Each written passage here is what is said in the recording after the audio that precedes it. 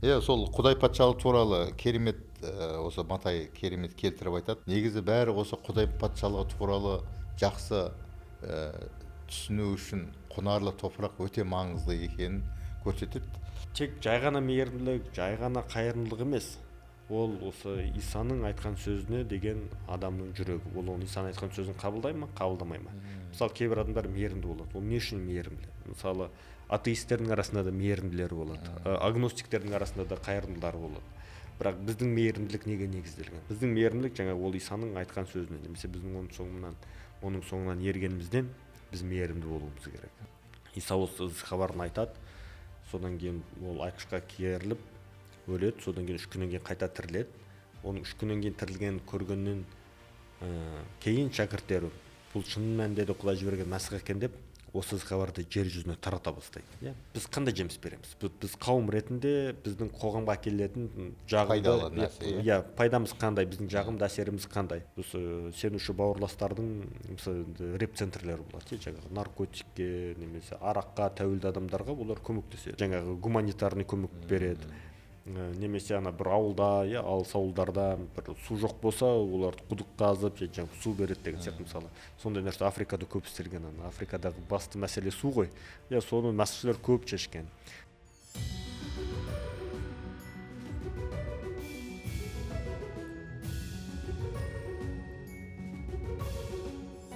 Армысыздар, киелі кітап әңгімелерін тыңдаушы бауырларым. Құдай жарылқап бата берсін. Бүгін міне Талант мырзамен кездесу басталды. Бүгін Матай жазған ізгі хабардың 13-ші тараудың 24-ден 43-ке дейінді. Сол бойынша талқылаймыз, әңгіме қозғаймыз. Талант мырза, өткенде біз 4 түрлі топырақ, 4 түрлі топыраққа дән туралы, дәннің түсуі 4 түрлі топыраққа түскені, дәннің 4 түрлі топыраққа түскені. Сол туралы әңгіме қозғағанбыз. Соған кішкене түсіндірме беріп жіберсең, ол қалай ары қарай болады осы? Енді бұл сұраққа жауапты Исаның өзі берсін, себебі осы астарлы әңгіменің мәнін, мағынасын Иса Матай жазған хабар 13-ші тараудың 18-ші аятынан бастап 23-ші аятқа дейінгі аралықта түсіндіріп береді. Енді осыны оқи салайық. Иса былай дейді: енді тұқым сепкен диқан туралы әңгіменің мағынасын тыңдаңдар. Біреу патшалық туралы хабарды естіп түсінбесе, лезде әзәділ шайтан келіп, сол адамның жүрегіне себілген бұл сөздерді ұрлап алып кетеді. Жол бойына түскен тұқым осы дейді. Содан кейін ол ары қарай сөзін жалғастырып Иса былай дейді: ал тасақ жерге себілгені мынаны көрсетеді. Адам ізгі хабарды естіген бойда оны қуанышпен қабылдайды, бірақ тамыр жаймағандықтан берік болмайды. Ізгі хабарға бола басына азап не қуғын түскенде дереу сенімінен безіп кетеді. Бұл жаңағы екінші түрі. Үшіншісі, тікен арасына себілген дәндер болса, мынаны білдіреді.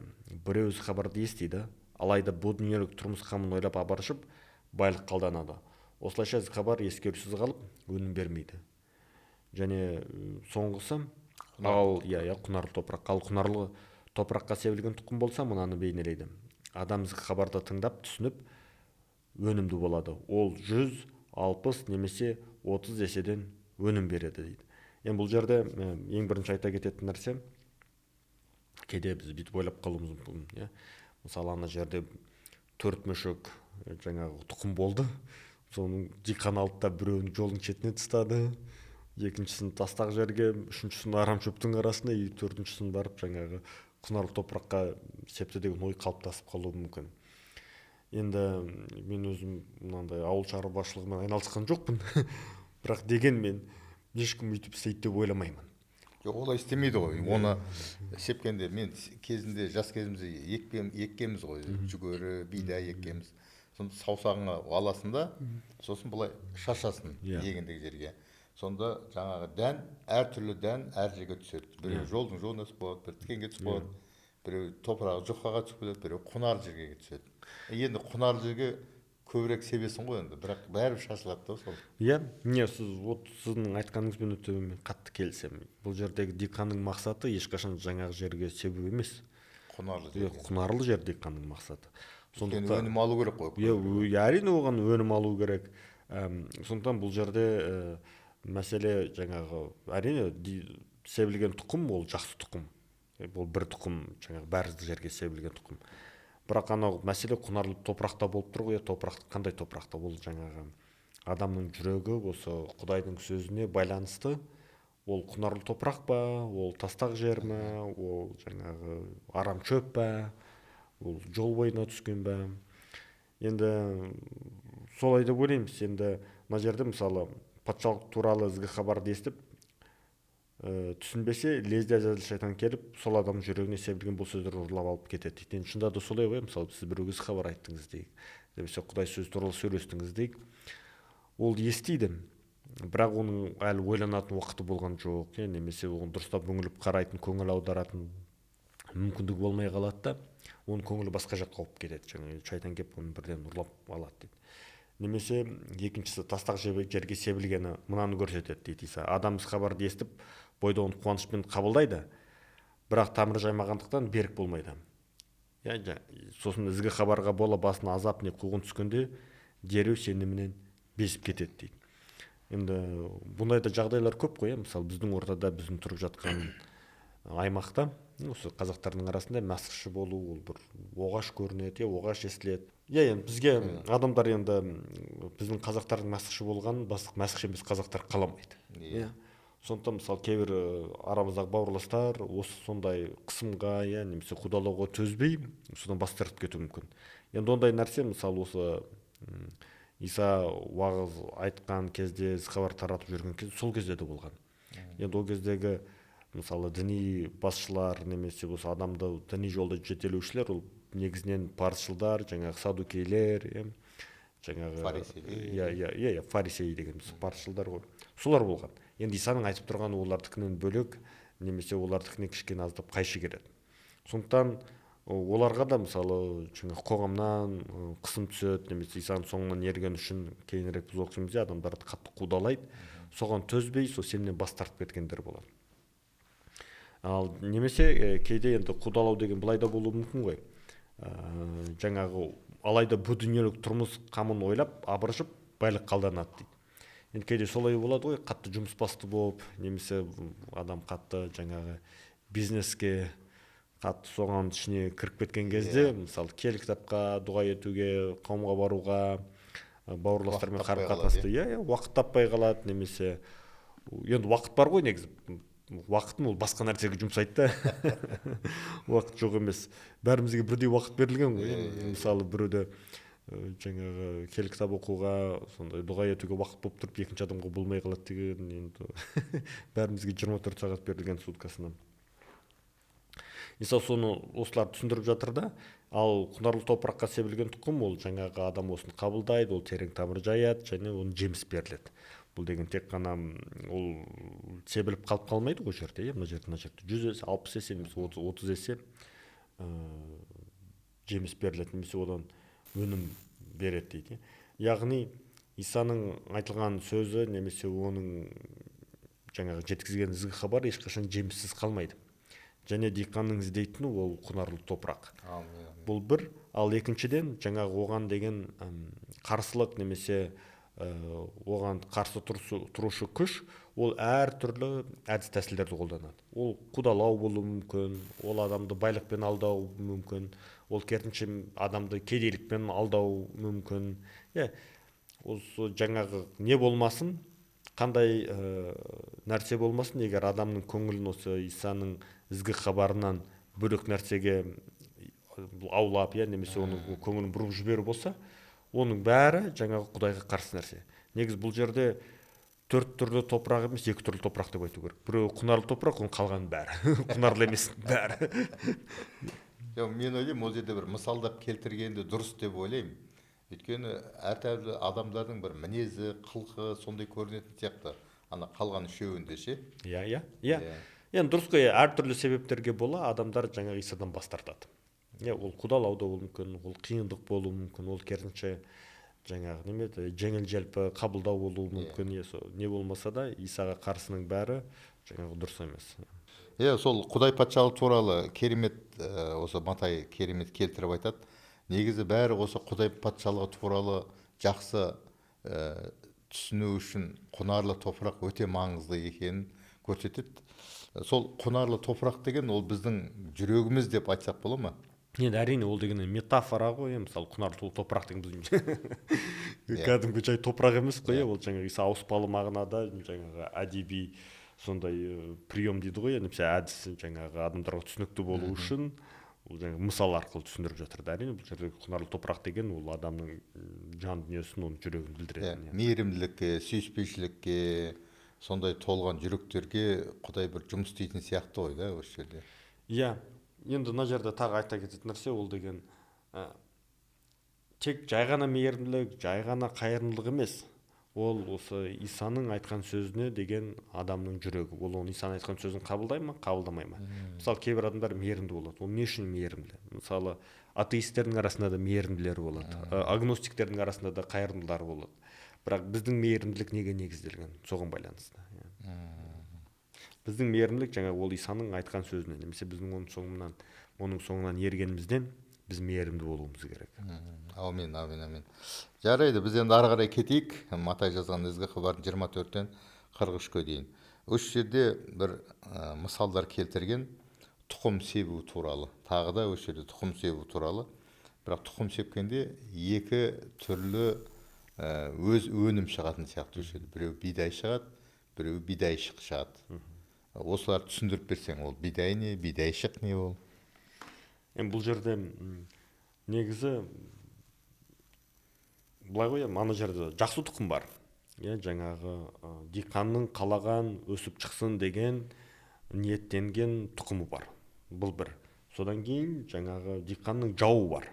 Соның жауы ананың сепкені өспей қалсын, оның еккенінен ешқандай өнім болмасын деп зұлымдық ниетпен ол алып келеді. Оның арасына соған өте ұқсайтын, бірақ жаңағы бидай емес, ол бидайдық дейді, соның тұқымын кеп себеді. Осылайша бір жерде екі тұқым қатар өсіп шығады.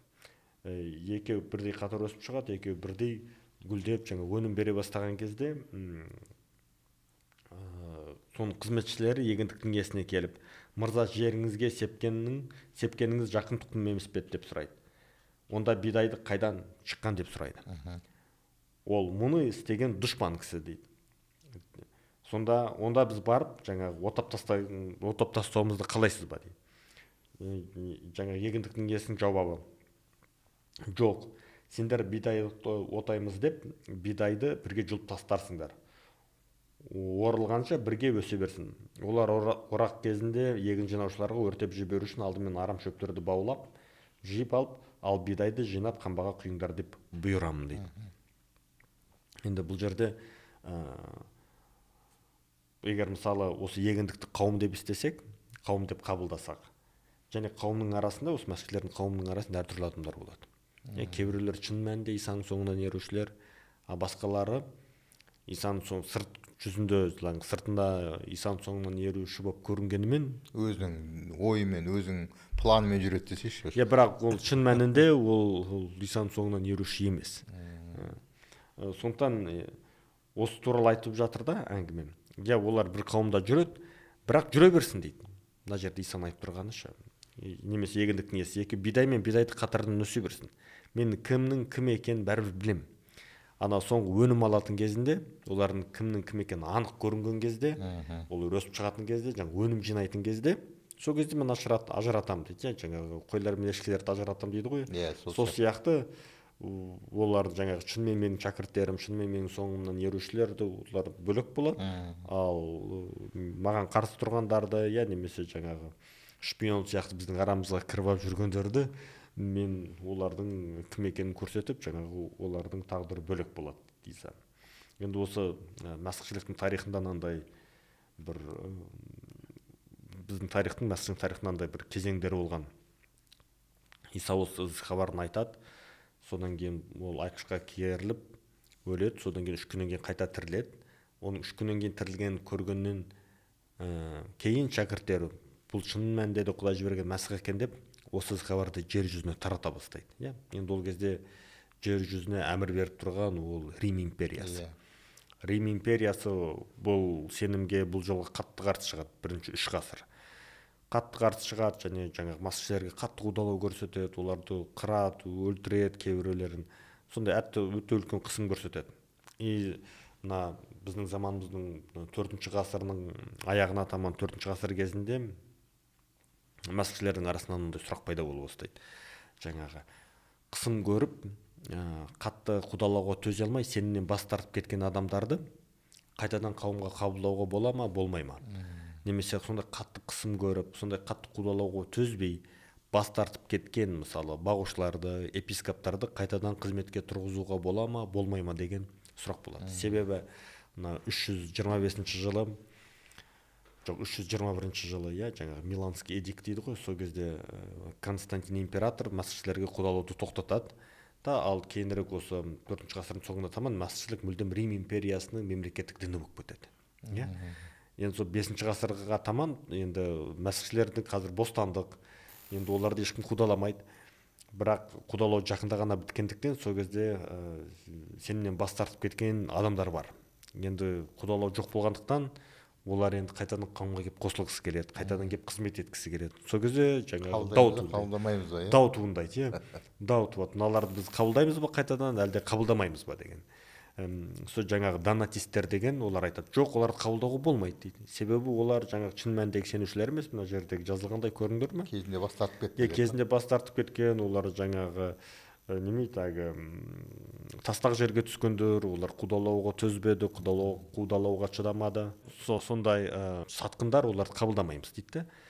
Бірақ сол кезде солармен қатты келіспеген осы масқышы теологтардың бірі ол Августин. Осы бәріміз білетін атақты теолог. Августин тура осы жаңағы біз оқыған нақыл сөзге, біз оқыған астарлы әңгімеге айтады. Ана жерде көрдіңдер ме дейді, тіпті Исаның өзі бүйтіп айтқан дейді, жаңағы шын сенуші мен шын емес сенуші екеуі бірге жүре берсін қауымда деп айтқан. Мысалы, қауым тек қана киелі 100% таза, киелі ешқашан күнә жасамайтын адамдарға арналған жер емес дейді.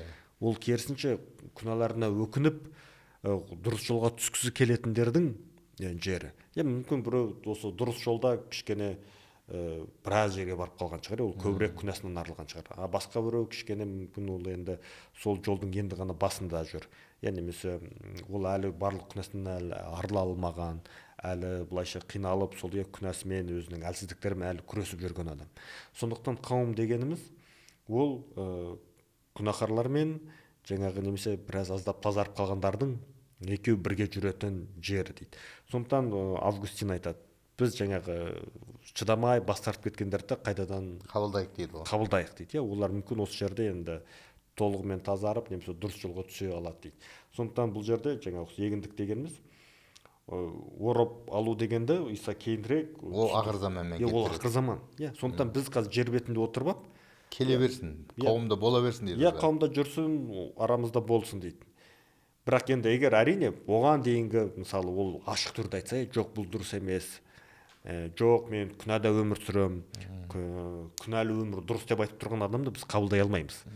Бірақ мен осы күнәға күшім жетпей жатыр, мен шамам жетпей жатыр, мен осыдан арылғым келеді, бауырластар маған көмектесіңдер, мен күнә істеп қойдым, кешіріңдер деп тұрған адамды біз қабылдауымыз керек. Біз сол адам жақ болуымыз керек. Біз оған көмектесіп, оның дұрыс жолда түсіп, жаңағы ары қарай өсуіне қолдан келген бәрін істеуіміз керек. Біз жаңағы анандай болмауымыз керек те, айыптаушы болмауымыз керек. Сен күнәһарсың, сондықтан біз сені қазір жазалаймыз, қырамыз, жоямыз дегеннен аулақ болуымыз керек. Керісінше біз жаңағы кешірім сұрағанның жағында болуымыз керек те, айыптаушыларға, жаңағы паршылдарға қараған сияқты қарауымыз керек. Сен қана өзің бірінші тас лақтыр дейді ғой. Сондықтан егер біз сондай қауым болсақ, қауым шын мәнінде өседі. Қауым анандай өтірік әділдердің ортасы болмау керек. Өтірік әділ дегеніміз мысалы адам қызмет етіп жүр дейік. Мынау Августиннің кезінде қызмет етіп жүрген қызметшілер болатын, жаңағы бас тартып кеткендер. Егер біз мысалы мынандай орта болсақ, кешірім сұрауға, былайша айтқанда, қауіпсіз орта болуымыз керек. Күнәсін мойындауға қауіпсіз орта болуымыз керек. Күнәсін мойындаған кезде адамдар, мынау күнә жасап қойыпты ғой деп оны қаралап, оның артынан өсек айтып, ондай нәрсе істемеуіміз керек. Керісінше адам бүйтіп ойлау керек. Егер мен қазір қиналып жүрмін, осындай бір жасырын күнәсі болуы мүмкін, немесе ашық күнәсі болуы мүмкін. Енді маған бір жалғыз үміт беретін жер ол қауым деп есептеу керек. Мен осы жерден жігер табамын, осы жерде адамдар мені қолдайды, көмектеседі деп. Егер бүйтіп сөйтіп келген кезде адам кешірім сұрап, жаңағы кешірім іздеп, тыныштық іздеп келген кезде біз оған көмек берсек, ол басқаларға да былайша айтқанда сигналы болады да, мыналардың арасына барып кешірім сұраса болады екен ғой деп. Сонда біз қауым мүшелерінің рухани өсуіне, жаңағы Құдаймен қарым-қатынасының нығая түсуіне біз шын мәнінде көмектесетін сондай орта боламыз. Жақсы. Бәрібір мысалы тәубе етіп, сол бағушы или бір бауырларымыз шынымен өкініп тәубе етіп келді деп ойлайық. Бірақ оған бәрібір бағушыға бірден бір жауапкершілік қызмет бере алмайтын шығармыз, или беруге бола ма? Или бір сенімнен өту керек па бір жолдармен? Енді ол деген әр ситуация әртүрлі болады. Мысалы оны кім істеп қойғаны өте бір үлкен бір күнә болса, онда оған кішкене бір уақыт беру керек шығар. Пока ойланып шынымен соны өту үшін. Біріншіден оның өзі үшін жаңағы біз әрдайым сол адамның қалпына келуін ойлауымыз керек қой. Және ол қандай күнә? Егер ол мысалы тек өзінің басында ғана болса, онда онымен жеке жұмыс істеу керек, жаңа бағушылар. Ал егер ол мысалы бірнеше адамға байланысты соның арасында бар болса, онда сол топпен бірге жұмыс істеу керек. Енді дегенмен біраз уақыт керек деп ойлаймын. Мен білмеймін енді ол әркімге әрқайда ол бір ай болуы мүмкін, кейбіреуге бір жыл болуы мүмкін дегенше. Бірақ екінші жағынан енді сен осындай күнә істеп қойғандықтан біз сені өмір бойы жазалаймыз деп ондай нәрсе істемеу керек. Уақыт береміз, уақыт беру керек, ол толығымен қалпына келіп сауығып қайтадан сол бұрын қызметіне қосыла алатындай жағдай жасау керек деп ойлаймын. Сол өте тамаша, жаңағы Құдай патшалығы деп көп айтады осы жерде. Сол Құдай патшалығы негізі қауым ба ол? Қазір осы жер бетінде? Негізі сол Құдай патшалығы дегеніміз ол Исаның соңынан ерушілердің қауымы. Сол тағы да осы жерде мысал келтіреді, бір аштыққа туралы келтіреді. Сол негізі қауымға байланысты нәрсе ме, жоқ адамның жан дүниесіне байланысты нәрсе ме? Менің ойымша ол екеуі де деп ойлаймын. Бірақ бір жағынан адам жеке басына келген кезде, егер Құдайдан бір ол сөз алды дейік, осы келтептағы бір сөз оның жүрегіне ерекше әсер етіп, оның сенімінің былайша айтқанда іргетасы болып қаланды дейік. Егер ол шын мәнінде осы киелі рухтың жетелеуімен жүрсе, ол адамның өмірінде жеміс көрсете бастайды. Біз оны бәріміз көреміз, біз оны бәріміз білеміз. Енді кейде былай болып қалады ғой, мысалы адам айтады, мен қабылдадым, үйттім, бүйттім дейді, бірақ ол өмір бойы тіккен тікпісте, қысы жазы бір түсте. Сондай да болып қалады, ешқандай жеміс жоқ. Оның өмірінде ешқандай өзгеріс жоқ. Енді ол жеміс дегеніміз қандай? Ол тек қана мысалы көзге көрінетін емес, көзге көрінетін дегенде бір қызмет арқылы емес, мүмкін оның жеке басында. Мысалы ол бұрын андай адам болатын, ол бұрын қатты ашушаң адам болатын, енді оның ашуы азайды. Немесе ол бұрын өте сондай бір тәуелділіктер болатын, енді ол содан арылды деген сияқты. Немесе оның мінезі кейде анандай болатын, бір анандай болады ғой, ұстатпайтын адамдаршы, скользкий дейді ғой. Ол сонысынан арылды деген сияқты. Немесе жаңағы тағы да жеміс береді дегеніміз, біз қауым ретінде біз қандай жеміс береміз? Біз қауым ретінде біздің қоғамға әкелетін жағымды, пайдамыз қандай, біздің жағымды әсеріміз қандай? Осы орайда мысалы сенуші бауырластардың реп-центрлері болады, жаңағы наркотикке немесе араққа тәуелді адамдарға олар көмектеседі. Немесе сенушілер жаңағы киіммен көмектеседі, жаңағы гуманитарный көмек береді. Немесе бір ауылда, алыс ауылдарда бір су жоқ болса, олар құдық қазып, жаңағы су береді деген сияқты. Мысалы, сондай нәрсе Африкада көп істелген. Африкадағы басты мәселе су ғой. Соны мәсіхшілер көп шешкен.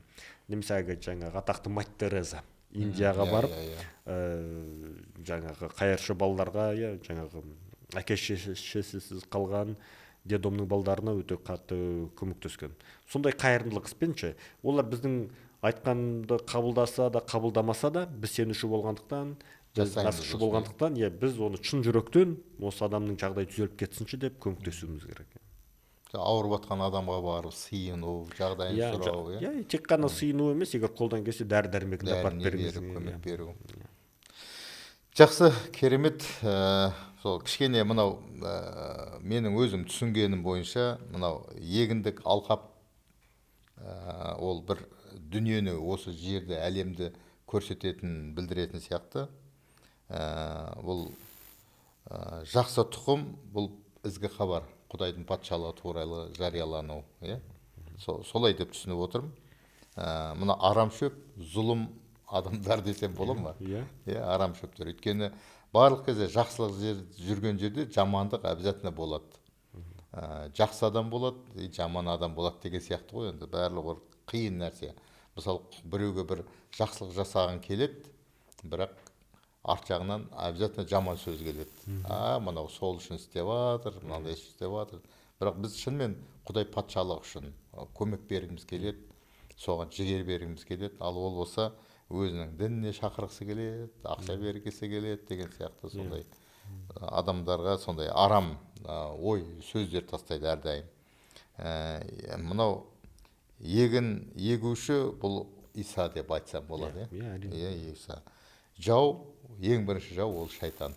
Көзге көрінбейді, ол бар, ол осы Құдай патшалығын адамдарды қалай осын апарғысы келмейді, адамның ойын бұзып жібере береді, жаман нәрсеге алып бара береді. Орақ уақыты бұл заманның ақыры. Иә, сол орақшылар ол періштелер десек қалай. Періштелер келеді, адамдардың жанын алып отқа тастай беретін сияқты. Иә, ол өте жақсы. Сосын анау қыша емес, бір дәнді айтады ғой. Кішкентай дән үлкен болып өсетін. Қыша дән деп айтады. Қыша деме? Қыша. Өте кішкентай, бірақ сол өте үлкен болады да. Соның астына құстар келіп, сондай демалады, сондай жері жатыр. Сол негізі сол қауым ба, жоқ адамның жүрегі ма? Негізі ол қауым деп ойлаймын. Қауым, иә? Иә, ол қауым деп ойлаймын. Ол кішкентай болып басталады, иә. Кішкентай болса, үлкен болады. Негізі қауымға адамдар не үшін барады ол жерге? Қауымға ма? Бармақ қойса да болады ғой. Сыртта жүре берсе де ол да бола береді ғой. Бірақ не үшін барады адамдар қауымға? Сіздің ойыңыз ғой енді.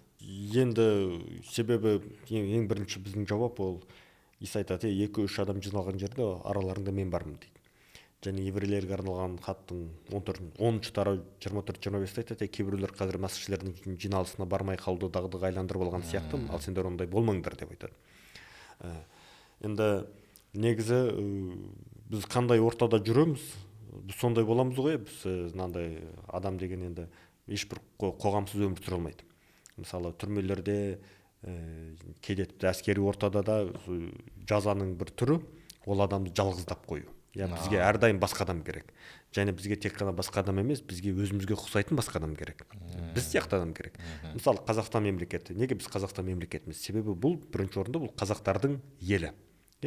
Біз мәсіхшіміз, бірақ біз дегенмен қазақпыз. Сондықтан бұл Қазақстан. Мысалы ана жерде Ресей бар, ол жерде көп орыстар тұрады. Олар бәрі бір тілде сөйлейді, бір-біріне ұқсайды, бір мәдениеттің адамы, сондықтан олар бір мемлекет болып құрылды деген сияқты. Тура солай, енді бұл мемлекет дегеніміз бұл өте үлкен қоғамдық құрылым. Ең үлкен қоғамдық құрылымдар осы әлемдегі. Одан кейін мысалы одан кішірек қоғамдық құрылымдар бар, мысалы адамдар, спортсмендер, білім ортасы деген сияқты. Соның арасында жаңағы осы діни сенімдегі бағыттар. Біз мәсіхші болғандықтан біз мәсіхшілердің ортасында жүруіміз керек. Егер мен мәсіхшімін дей тұра мәсіхшілердің ортасында жүрмесем, егер мен мысалы тіпті басқа діннің арасындағы басқа діндегі адамдардың арасында көп жүрсем, онда мен біраз уақыттан кейін сол сияқты болып кетемін. Мен жаңа мәсіхшілігім өзімнің қалауы, менің ойымша бұл сондай өте практикалық тұрғыдан, егер адам өзінің мәсіхшілігін сақтап қалам, ол өссін десем, біз көбірек жаңа өмірімізде осы мәсіхшілік жүріс-тұрысқа сай болу керек, және соған байланысты болу керек. Ол тек жаңағы басқа мәсіхшілермен қарым-қатынаста болу, олармен жаңағы ой алмастыру, жаңағы бірге жиналып дұға ету, жаңағы келі кітап оқу, қауымнан қалмай бару, сол арқылы болады деп ойлаймын. Керемет. Негізі әр қауымға баратын мүшелерді бағушысына қарап білуге болатын сияқты мен байқағанымда. Сол бағушысы қалай сөйлейді, астындағы адамдарды солай сөйлейтін сияқты. Мен бір байқағаным. Негізі Исаға қарау керек сияқты ол жерде. енді Сондай. ол менің ойымша табиғи нәрсе ғой. Енді ұядан не көрсең ұшқанда соны ілесің дейді. Адам енді ол бағушы дегеніміз ол әрдайым уағыз айтады. Ол олардың тәлімгері, ол олардың мұғалімі болғандықтан енді абай атамыз айтады ғой, ғалым көрсең не дейді, болмасаң да ұқсап бақ дейді ғой. Сол біздің бағушылар, сенушілер де солай да, өздерінің бағушылары сияқты бола алмаса да соларға ұстап бағуға тырысқандығынан деп ойлаймын. Рахмет. Жақсы, біздің уақытымыз өте таяп қалды. Керемет уақыттар болды. Мен түсінгенім бұл жерде ешқандай ешкімді соттауға, айыптауға негізі ол нәрсеге жол бермеу керек деп. Қандай адамбыз, шыдамды болу керекпіз осы нәрсе, және сеніміміз шынайы болу керек. Енді соңғы заман ақырына дейін біз дайын, мықты, 100 есе, 30 есе, 60 есе жеміс беретін сенушілер болғанымызды Құдай қалайды екен. Рахмет, Құдай жарылқап бата берсін. Келесі көріскенше қош сау саламат болыңыздар.